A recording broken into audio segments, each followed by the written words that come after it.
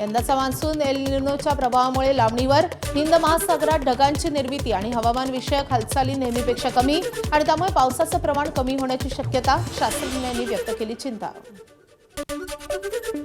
विदर्भातील काही जिल्ह्यांमध्ये येत्या 24 तासात तुरळक पावसाचा अंदाज. या काळात तापमानात चढ-उतार होणार असल्यानं उकाड्याचा त्रास कायम राहणार. हवामान विभागाचा अंदाज. पुण्यावरही पाणी कपातीचं संकट. पुणेकरांना आता 1 दिवसाआड पाणी मिळण्याची शक्यता. पाणी पुरवठा विभागाकडून महापालिका आयुक्तांना प्रस्ताव सादर. खडकवासला धरणात केवळ 5.5 टीएमसी पाणीसाठा शिल्लक असल्यानं निर्णय. नागपूर महानगरपालिका आणि OCW शहरभर पाणी मीटर बदलण्याची मोहीम राबवणार. बंद आणि निकामी पाणी मीटर बदलण्यात येणार. पात्र ग्राहकांनी व्हॉट्सअॅप आणि SMS द्वारे पूर्वसूचना दिली जाणार. मुंबईच्या नरिमन पॉइंट परिसरातल्या एअर इंडियाच्या इमारतीत 15 ऑगस्टपासून सरकारी कामकाज सुरू होणार. सार्वजनिक बांधकाम मंत्री शिवेंद्रसिंहराजे भोसले यांच्याकडून इमारतीची पाहणी. ठाणे मेट्रोचा गायमुख ते कॅडबरी जंक्शन हा महत्त्वाचा टप्पा पूर्ण. या कामासाठी रिसर्च डिझाईन अँड स्टँडर्ड्स ऑर्गनायझेशनकडून प्रमाणपत्र. आता सुरक्षा प्रमाणपत्र मिळाल्यानंतर मेट्रो प्रवाशांसाठी सुरू होणार. नायगाव BDD चाळीतील 537 इमारतींना अखेर निवासी दाखला प्राप्त आणि त्यामुळे पात्र रहिवाशांना घरांचा ताबा देण्याचा म्हाडाच्या मुंबई मंडळाचा निर्णय. 5 जूनपासून घरांचा ताबा प्रक्रियेला सुरुवात होणार. केंद्र सरकारच्या 1999 साली दिलेल्या निर्णयाची अखेर राज्य सरकारकडून अंमलबजावणी. माथाडी कामगारांचं पाठीवरचं ओझं 50 किलोनं कमी. मंत्री आकाश फुंडकर यांची घोषणा. 11वीच्या प्रवेशाकडे 2 लाख विद्यार्थ्यांनी फिरवली पाठ. अंतिम मुदतीवेळी केवळ 3,75,000 विद्यार्थ्यांनीच प्रवेश निश्चित केल्याची माहिती. प्रवेश नाकारणाऱ्या विद्यार्थ्यांमध्ये मुंबई आणि पुणे विभागातील विद्यार्थ्यांची संख्या सर्वाधिक. नागपूर जिल्हा परिषदेच्या प्रोजेक्ट ड्रीम अंतर्गत 150 गावात ग्रंथालय उभारणीचं काम सुरू. पडीक इमारतींना पुनर्जीवित करून अत्याधुनिक ग्रंथालयांची उभारणी. जिल्हा परिषदेच्या अनोख्या उपक्रमाचं सर्वत्र कौतुक. मी आता स्पर्धा परीक्षेचे पुस्तक वाचत आहे व्याकरणचे. मला इथे लायब्ररी सुरू झाली तर इतका आनंद झालं. मला याच्या आधी रामटेकला जा लागत होतं अभ्यास करायला. इथं गावात आहे. मला खूप चांगलं वाटत आहे आणि सगळ्या सोयी सुविधा उपलब्ध आहे. हिंगोली जिल्ह्यातल्या अनेक कृषी केंद्रांवर खतांचा तुटवडा. खरीप पेरणीसाठी महत्त्वाचं असलेलं DAP आणि युरिया खत तातडीनं उपलब्ध करून देण्याची शेतकऱ्यांची मागणी. DAPची दुकानदाराला चौकशी करतो तर नाही म्हणतात. DAP नाही. युरियाच्या 2 बॅगा भेटतील म्हणतात. मला 30-40 पोते जरी असले तर मी DAP घेऊ शकतो, पण ते नाही, उपलब्धच नाही म्हणायला. नाशिकमधल्या सटाणा बाजार समितीतील कांदा उत्पादक शेतकऱ्यांच्या आमरण उपोषणाचा आजचा दुसरा दिवस. कांद्याला हमीभाव, अवकाळीमुळे झालेल्या नुकसान भरपाईसह विविध मागण्यांसाठी उपोषण. सरकारनं तातडीनं निर्णय घेण्याची मागणी. शिक्षण अधिकाऱ्यासमोर सुनावणीला गैरहजर राहिल्यानं वेतन रोखणं अयोग्य.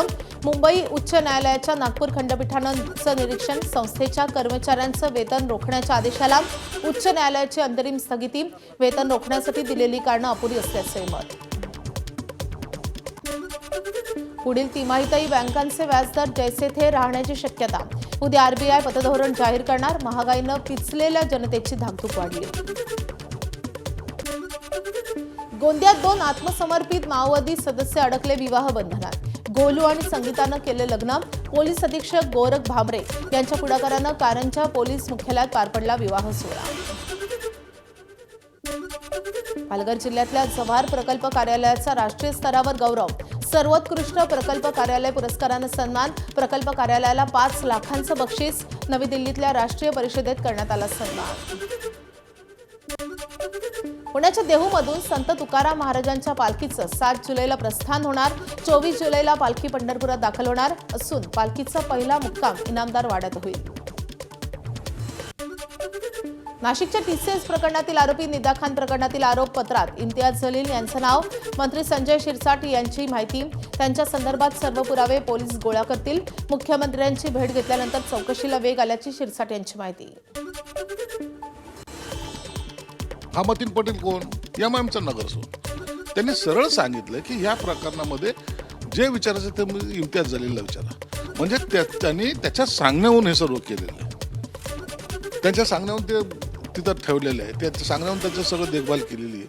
म्हणून इम्तियाज जलील हा मेन त्याच्यामधला कटामधला एक सूत्रधार आहे. एक आहे, असे अनेक जण आहेत, तो एक सूत्रधार आहे. म्हणून आता FIR मध्ये जेव्हा त्याचं नाव येतं त्या टायमाला त्याला नोटीस देऊन त्याला बोलवणं गरजेचं आहे, त्याची चौकशी होणं गरजेचं आहे. आणि तो आता नाही म्हणलं तरी त्यातला एक आरोपी आहे हे सिद्ध झालेलं, म्हणून त्याच्यावर आरोपी त्याला बनवणं सुद्धा गरजेचं आहे.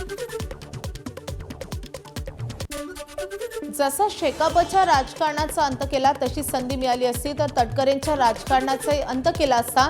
शिवसेनेचे आमदार महेंद्र दैवी यांचं मोठं विधान. सुनील तटकरे यांनी आम्हाला 4 वेळा फसवलं असल्याचाही केला आरोप.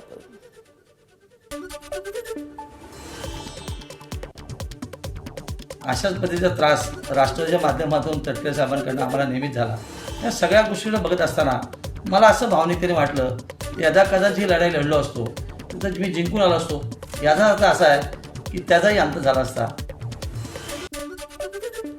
शिवसेनेच्या प्रभारी राष्ट्रीय सचिवपदी शायना NC यांची नियुक्ती. शिवसेनेचे मुख्य नेते एकनाथ शिंदे यांच्या आदेशानंतर नियुक्ती. शिवसेना प्रमुख बाळासाहेब ठाकरे यांचा हिंदुत्वाचा विचार आणि धर्मवीर आनंद दिघे यांच्या शिकवणीचा प्रचार आणि प्रसार करण्यास कटिबद्ध. शायना NC यांची प्रतिक्रिया. मुंबईतील अंधेरी सबवेत पावसाळ्यात पाणी साठत असल्यानं आता त्या ठिकाणी आदित्य पॅटर्नचा वापर करण्यात येणार असल्याची माहिती आहे. भाजपचे मुंबई अध्यक्ष अमित साटमांच्या पुढाकारानं 500 कोटींच्या भूमिगत टाक्यांचा प्रस्ताव. अंधेरी परिसरात 3 मोठ्या भूमिगत पाणी साठवण टाक्या उभारण्याचा पालिकेचा विचार. अहिल्यानगरमधल्या श्रीरामपूरमध्ये महाराष्ट्र ATSच्या पथकाची धडक कारवाई. पाकिस्तानी गँगस्टरच्या संपर्कात असलेल्या चौघांना चौकशीसाठी घेतलं ताब्यात. श्रीरामपूर शहर पोलीस ठाण्यात चौकशी. पाकिस्तानी गँगस्टर भाटी आणि राणाच्या सोशल मीडियाच्या माध्यमातून संपर्कात असल्याची माहिती. पुणे आणि पिंपरी चिंचवड विषारी दारूकांडात मोठा ट्विस्ट. CIDच्या अटकेतील जगदीश चौबे आणि अभिषेक चौबे हे दोघे बापलेत.